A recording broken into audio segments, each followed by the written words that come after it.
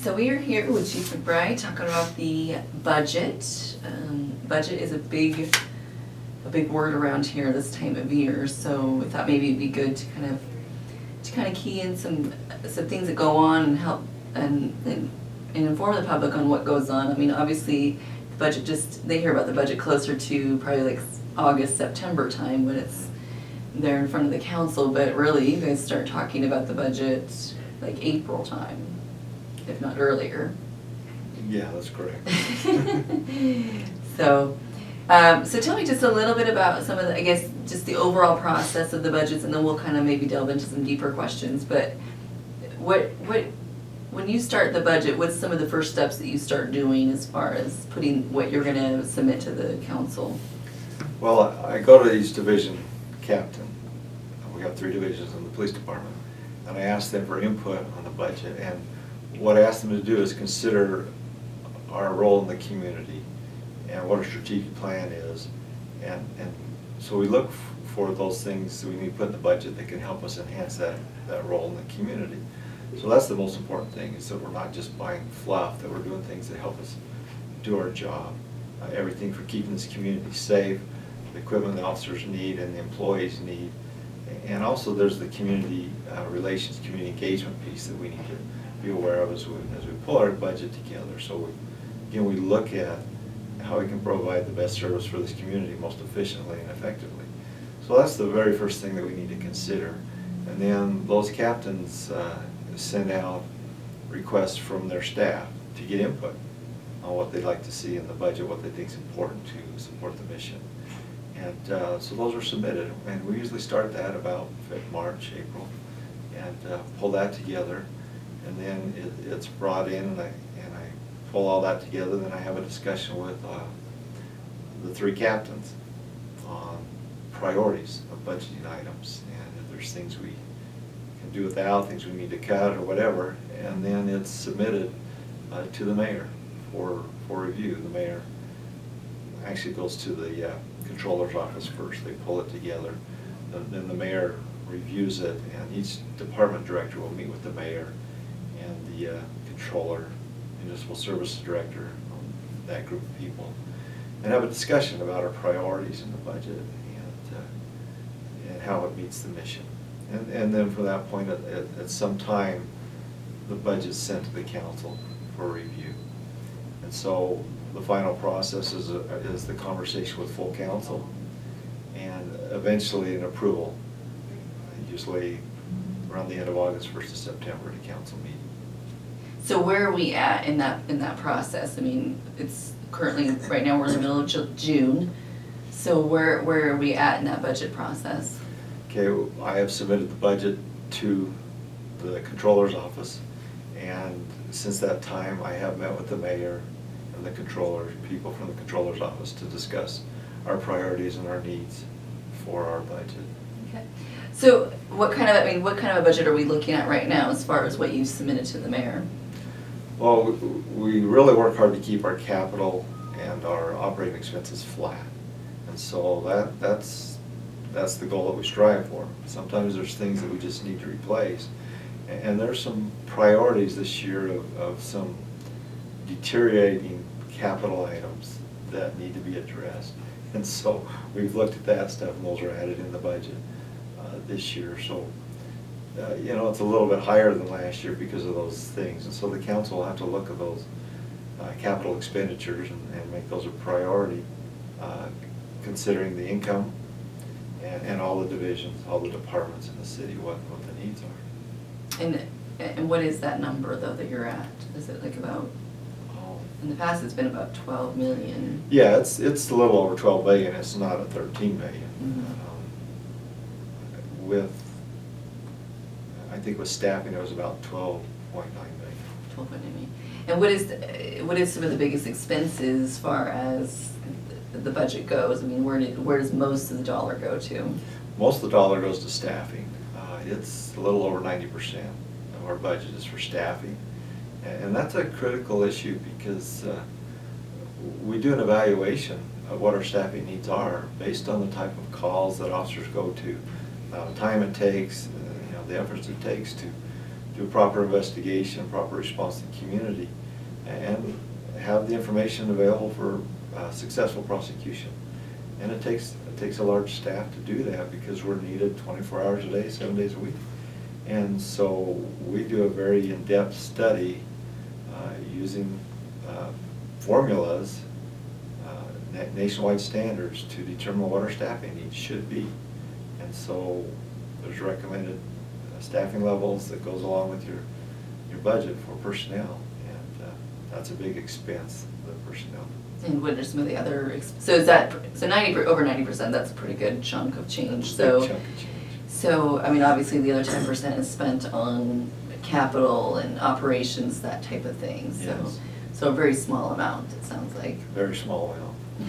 compared to the people, but I guess if you're an organization that's people oriented, then you would have more people, so. Yeah, service oriented, it's all about people and serving the community. Yeah.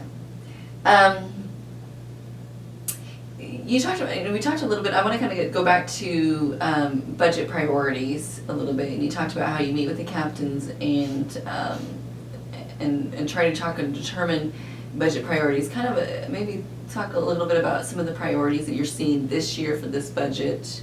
Obviously staffing's one of them, but what are some of those other, I guess, budget priorities that you look at not only for this year but maybe for next year as well?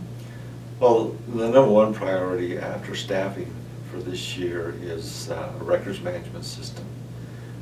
We've got a very antiquated records management system that's beyond its lifespan. It's not supported by the vendor anymore, and it's important to have those records management systems that interface with not only the dispatch center but other local law enforcement agencies, because we see the same people, we share the data. It helps an officer doing an investigation to be more successful, have better information, and be safer in the community. And then we can also put out information to the community about crime trends and things like that in our entire community. So it's an integrated system that we're looking at and that we need to purchase, and that's a very big expense this year. And so that's our number one priority. Other than that, some of the national trends are pushed nationwide is body-worn cameras, and that's a conversation that's being had with the council about the cost and expenditures for that kind of system, and then the policy issues that deal with that. So those are the two most probably expensive things. Maybe go a little bit more into the body cams. I mean, what kind of a conversation have you had with the council regarding the body cams? I mean, currently they're not mandated for officers to wear. A good majority of them do wear them currently. But, I mean, just kind of go on what you and the council have decided to do as far as body cams. I met with council just the other day and talked to them about the cost of the body cameras and the hidden expenses, if you will. A mandatory body cam program would cost us over $120,000 to implement. One that's most efficient for our needs. But then there's the hidden costs of the staff time to research cases in which there's recordings to present them for court or for public records request.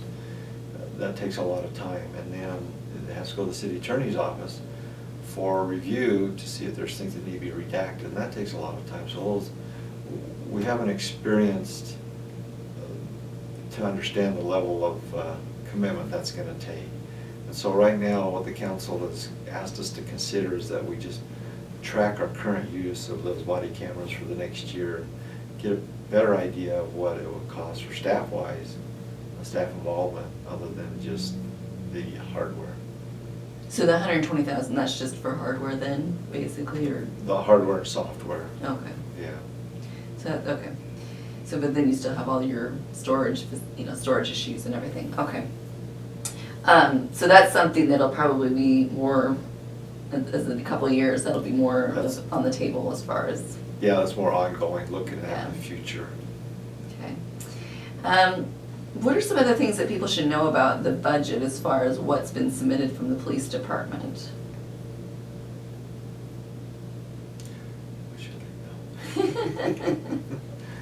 Well, the most important thing again is the staffing.